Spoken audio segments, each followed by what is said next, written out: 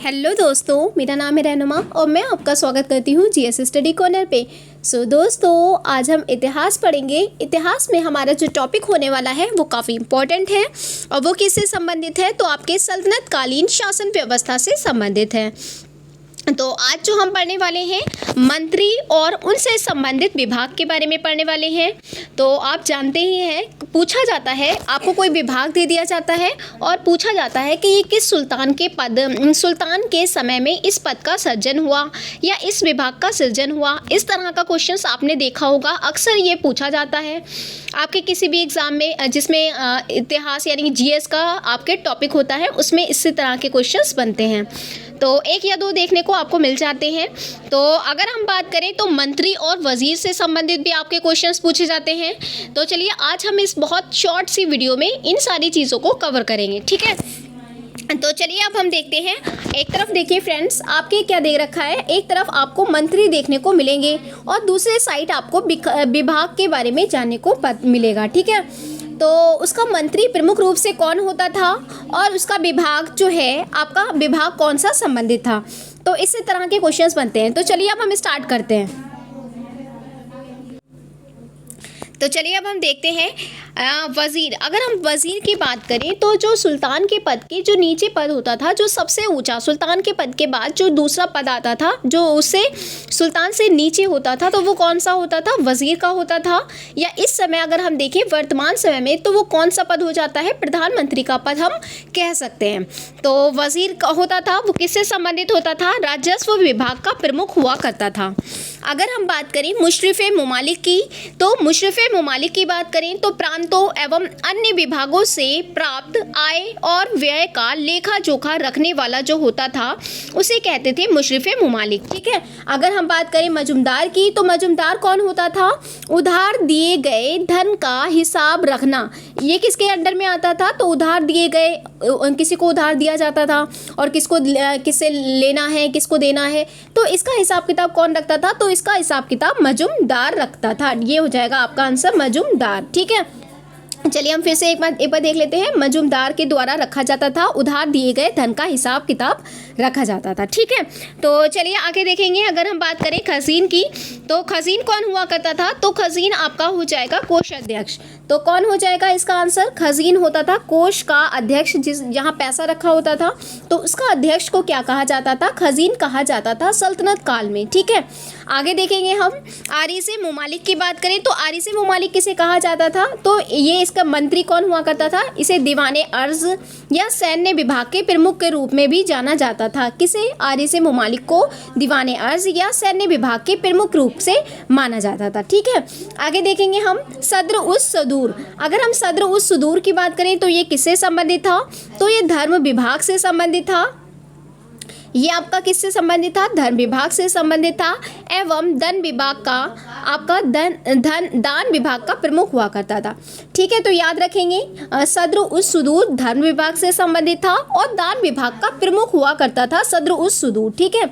ये इधर एक साइड मैंने बताया ना आपको, इधर साइड आपके मंत्री दे रखे हैं, इधर उससे संबंधित विभाग दे रखे हैं, ठीक है। तो चलिए अब हम देखते हैं।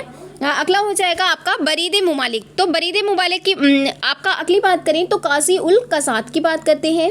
ये किससे संबंधित था, सुल्तान के बाद न्याय का सर्वोच्च अधिकारी। देखिए सुल्तान एक न्याय सबसे सर्वोपरि कौन हुआ करता था, सुल्तान हुआ करता था। जो आखिरी फैसला होगा वो कौन करेगा, सुल्तान किया करता था। लेकिन सुल्तान के नीचे कौन न्याय किया करता था, सुल्तान के बाद अगर कोई और न्याय देख सकता था तो वो कौन था, तो उसके अगर नीचे की बात करें, ठीक है, सबसे ऊपर आपका सर्वोपरि सुल्तान होगा, उसके नीचे कौन होता था, तो काजी उल कसात जो था वो सुल्तान के बाद न्याय का सर्वोच्च अधिकारी हुआ करता था। आगे देखेंगे बरीदे ममालिक की बात करें तो गुप्तचर विभाग का प्रमुख अधिकारी हुआ करता था। ये काफ़ी इंपॉर्टेंट है, इसमें पूछा जाता है बरीदे ममालिक वाला, ठीक है। तो बरीदे ममालिक गुप्तचर विभाग का प्रमुख अधिकारी हुआ करता था। चलिए आगे देखते हैं हम वकीले दर। अगर हम वकीले दर की बात करें तो ये क्या हो जाएगा, सुल्तान की व्यक्तिगत सेवाओं की देखभाल करने वाला पद हुआ करता था। देखिए ध्यान रखिएगा, वकील दर ये बहुत ही ज़्यादा विश्वसनीय इंसान को रखा जाता था, वरना सुल्तान की जो सिक्योरिटी के लिए प्रमुख रूप से इसे रखा जाता था। बहुत ही ज़्यादा विश्वसनीय होना चाहिए, क्योंकि व्यक्तिगत सेवाओं की देखभाल कर रहा था, है ना। तो वकील दर जो था वो संबंधित था सुल्तान की व्यक्तिगत सेवाओं की देखभाल करने वाला वकील दर हुआ करता था। चलिए आगे देखते हैं। दीवाने खैरात की बात करें तो खैरात से ही पता चल रहा है दीवाने खैरात किससे संबंधित होता है, तो आपका विभाग से संबंधित होता है, दान विभाग से। दीवाने बंदगान की बात करें तो आप जान ही सकते हैं, क्योंकि बांदी और ये सब कहा जाता था, तो वो उनको कहा जाता था दासों को, है ना। तो आगे देखते हैं दीवाने इस्तेहाक। अगर दीवाने इस्तेहाक की बात करें तो ये पेंशन विभाग से संबंधित था। तो देखिए फ्रेंड्स, आपसे एक तरह का क्वेश्चंस और बनते हैं। आपको एक तो पूछा जाता है किससे संबंधित है, कौन सा मंत्री कौन से विभाग से संबंधित है, ये पूछा जाता है।